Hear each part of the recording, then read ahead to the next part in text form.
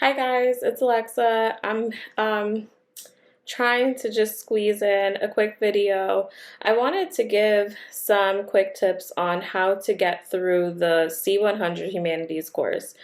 The reason why I chose to do a video for this course specifically is because when I first registered and I looked over the material, I felt so overwhelmed. I wasn't sure where to start. I wasn't sure what I needed to remember, and I felt very overwhelmed. So I wanted to really hit on some golden pieces, golden nuggets that helped me get through. I'm going to leave a link in the comments below for the acronyms video. Please watch this video. The way that I utilized that video, I watched it for each period. So I would watch the classical period first, and then I would pause it. Take a couple of minutes whilst you're doing things, around the house, or just, whatever you have to get done, and just keep on going over it in your mind and just breaking it down. And then once you feel like you can recall it by memory, then go ahead and move on to the next one.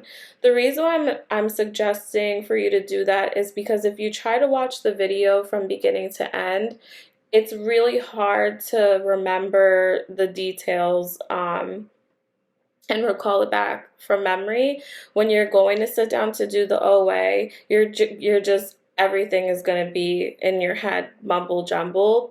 So this is a really good way to be confident that you can recall the acronyms by memory. So definitely spend 50% of your time memorizing that up until the minute you're taking the test.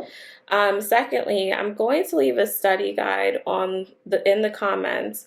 This study guide is key. I know that there are a couple of Quizlets for this course as well. I don't want to say don't read them, but I spent and used a lot of my time going over those, and it was not helpful towards the OA. In fact, it was quite overwhelming. I think one of them had like 75 cards just to go, review. And then if you're reviewing Quizlet cards, sometimes it's hard because in a course like this, it's not just about vocabulary. There's a lot of details, there's pictures, there's art, there's a lot of information outside of vocabulary. So that could be really difficult if you're trying to cram all that in with a flashcard Quizlet. So the study guide is key. I'm just going to go over a little tidbit in each period that I felt like stood out for me. So a few people have already said that within this OA, everything is pretty much in order, and it couldn't be further from the truth. If you're starting with questions that are about the classical period, even if you skip forward 5 questions, you'll notice that all of the questions are related to the classical period.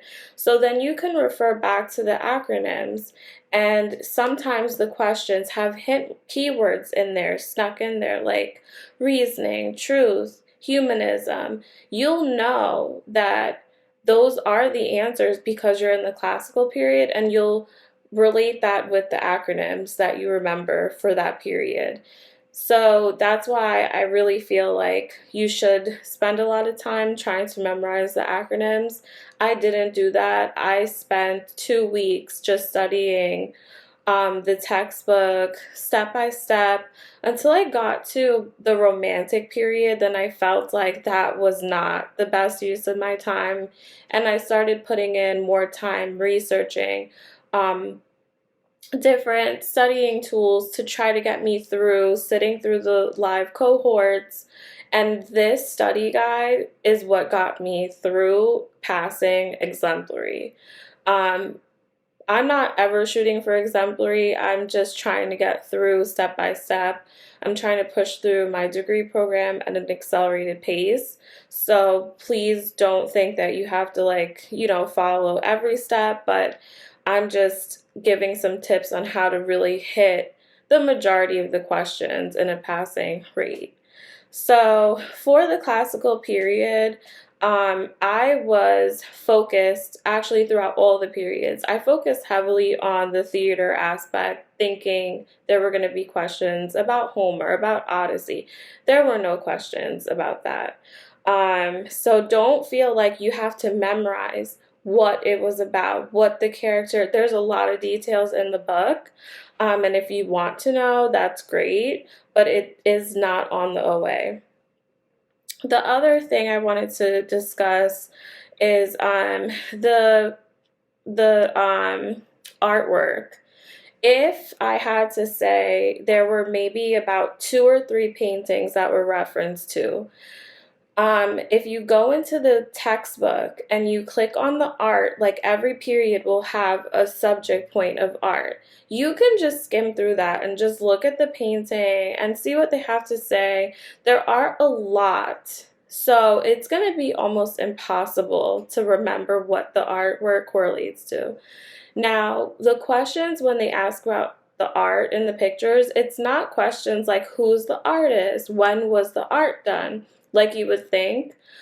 There were questions like, what does this represent? What period in time? So if you remember in the Romantic period, the architecture was similar to Gothic ages, then you can make that connection. Another thing is, like I said before, if you're answering questions that are trending in the Romantic period, it's probably going to be related to that. And then you can just do a process of elimination. If you go through the study guide period by period, you will pass. If you remember the acronyms, you will pass. In regards to the textbook, there were 2 things that I utilized for the classical period and the Renaissance period. I thought that the test was going to be more heavy on those topics. 20% of the OA was in the classical period. So I would definitely hone in on that. And memorizing that, and then also just the general understanding of the definitions of humanities in the different periods. But I think that overall you should be fine just focusing on the study guide. There were about 3 pictures that were related to architecture. For example, a picture of the Colosseum asking, giving options of what what period the architecture was used from, what it used, like arches, covering that. So I would try to understand that, and you can understand that by going into the book and looking at that architecture tab. That'll have more information.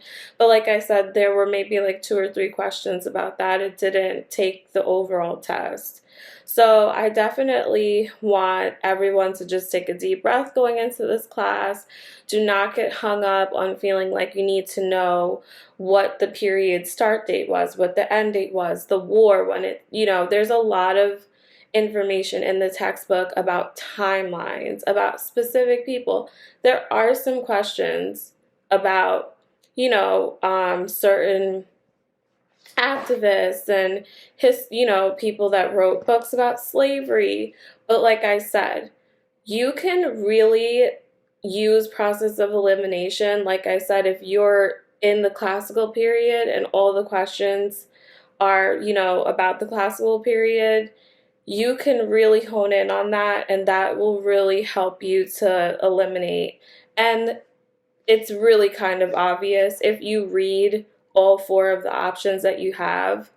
2 of them right off of the bat, you're going to be like, okay, this has nothing to do with anything. Just by following the study guide, you can do that. And then there might be 2 questions that you're like, either one of these could be an option, but there will be one that has one of the words like trust, heroism, like something within the acronym of that period. That will really give you a hint to choosing one answer over the other. So I really, really hope that you guys can take the time to just look over the study guide. And again, watch the acronym video. And if this actually helps you, please drop a comment. Come back and drop a comment and let me know. And then if you guys want me to do a separate video for the PA, just to give like a quick overview on that, definitely leave me a comment. But I appreciate you guys, and I really hope that this is helpful. Take care.